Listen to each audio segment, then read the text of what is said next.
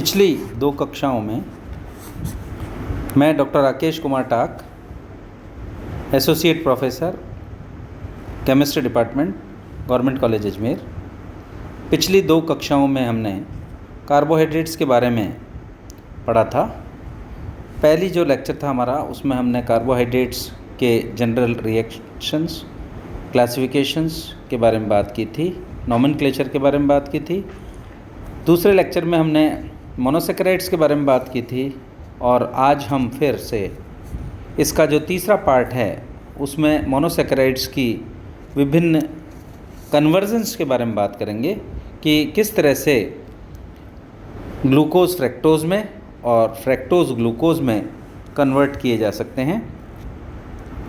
इस संबंध में हमने सबसे पहले ग्लूकोज का फ्रैक्टोज में कन्वर्जन देखेंगे।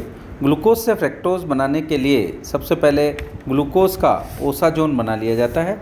यह ओसाजोन डाइल्यूट HCl से जल अपघटित होकर ग्लूकासोन बनाता है, जो कि जिंक और एसिटिक एसिड के साथ अपचयित होकर फ्रैक्टोज बना लेता है। इसे हम विभिन्न अभिक्रियाओं द्वारा प्रदर्शित कर सकते हैं, जो कि हमारे PDF में दी हुई है। अर्थात ग्लूकोज को सबसे पहले ओसाजोन बनाया जाता है और ओसाजोन को के बाद में इसका डाइल्यूट HCl के साथ इसको बॉयल किया जाता है और फाइनली ये ग्लूकोसोन बनता है, और जिसका रिडक्शन करने के बाद में रिडक्शन हम जिंक और के साथ करते हैं और जिससे ये फ्रैक्टोज में कन्वर्ट हो जाता है। इसी तरह से हम फ्रैक्टोज को ग्लूकोज में बदलने के लिए भी जो मेथड काम में लेंगे, उसमें conversion of fructose into glucose. Fructose से ग्लूकोज बनाने के लिए सर्वप्रथम हमें फ्रैक्टोज का अपचयन कराना पड़ता है, जिससे 2 समावयी पॉलीहाइड्रोक्सी एल्कोहल का निर्माण होता है। इन एल्कोहलों को जब ऑक्सीडाइज कराया जाता है तो ऐसी स्थिति में ये फाइनली कन्वर्ट हो जाते हैं। तो ग्लूकोनिक व मेलोनिक एसिड प्राप्त होते हैं। मेलोनिक एसिड को पिरिडीन के साथ गर्म करके एम्परमेराइजेशन द्वारा ग्लूकोनिक अम्ल में परिवर्तित कर दिया जाता है। बने हुए इस ग्लूकोनिक अम्ल का लैक्टोन बनाकर अपचयन किया जाता है तो ग्लूकोज प्राप्त होता है। इन सबको हम विभिन्न अभिक्रियाओं द्वारा प्रदर्शित कर सकते हैं। अर्थात सबसे पहले हम फ्रैक्टोज लेते हैं, जिसका रिडक्शन करवाते हैं और रिडक्शन करवाने के बाद में ये मैनिटॉल बनता है प्लस सॉर्बिटॉल बनता है।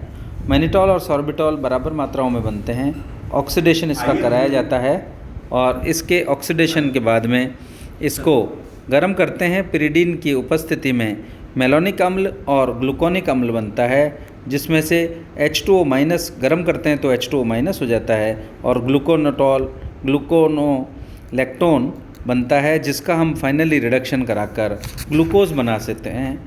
यह हुई हमारी दूसरे प्रकार की रिएक्शन, जिसके द्वारा हम ये प्रोसेस करते हैं। इसी तरह से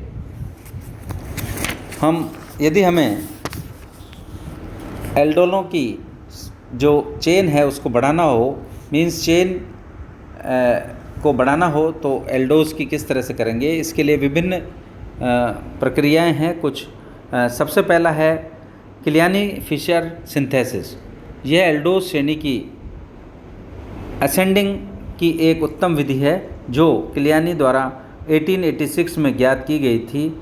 इस विधि में किसी एल्डोज़ को हाइड्रोजन साइनाइड के साथ अभिकृत करने पर साइनोहाइड्रिन बन जाता है, और यह साइनोहाइड्रिन को जब हम जल से अपघटित करते हैं तो कार्बोक्सिलिक अम्ल प्राप्त होता है, जिसे गर्म करके लैक्टोन बनाकर फिर अपचयित करते हैं। और अपचयित करने के बाद में जो उच्च श्रेणी वाला एल्डोज़ प्राप्त होता है। 1890 में फिशर ने बताया कि एल्डोनिक अम्ल के अपघटन को लैक्टोज के माध्यम से नियंत्रित करके उपयुक्त एल्डोज प्राप्त कर लिया जाता है। इस कारण इस पूरे प्रक्रम को किलियानी फिशर सिंथेसिस कहते हैं। इस संश्लेषण के प्रथम पद में अर्थात साइनोहाइड्रिन बनने में एक समित कार्बन परमाणु से असमित कार्बन परमाणु बनता है, अतः दोनों प्रकार के प्रकाशीय अवयवों को बनाने में बराबर बराबर संभावनाएं रहती है।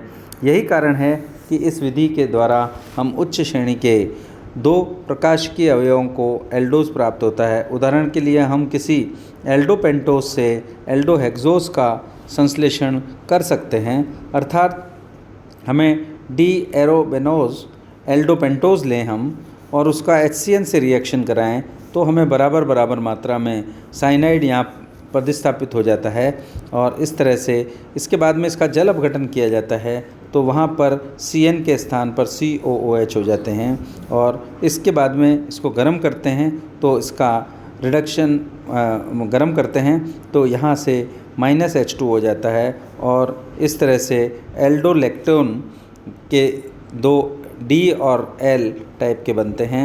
फाइनली एल्डोहेक्सोज का निर्माण होता है जब हम इसको रिडक्शन प्रोसेस से गुजारते हैं। एल्डोज के आरोहण की इस विधि को किसी भी एल्डोज के नाइट्रोमेथेन के संघनित करवाकर बने उत्पाद को जल अपघटन करवाया जाता है तो उच्चतर एल्डोज प्राप्त होता है। यहाँ भी किलियानी सिंथेसिस की भांति प्रकाशीय समावयवों का मिश्रण प्राप्त होता है। एल्डोज के आरोहण की यह विधि साउडन विधि भी कहलाती है। यह दूसरे प्रकार की विधि है जिससे कि हम इसकी चेन को बढ़ा सकते हैं। इसमें डी एरोबेनोज लिया जाता है और इसका जल अपघटन in presence of H2SO4 acidic medium में कराते हैं तो डी ग्लूकोज या D+D मेनोज प्राप्त होते हैं। यह तो हुई सारी विधि किसी भी रिएक्शन की कार्बन एटम बढ़ाने के लिए। इसी तरह से अगली कक्षा में हम एल्डोज की जो चेन है उसको छोटा करने के लिए एक रिएक्शन करेंगे।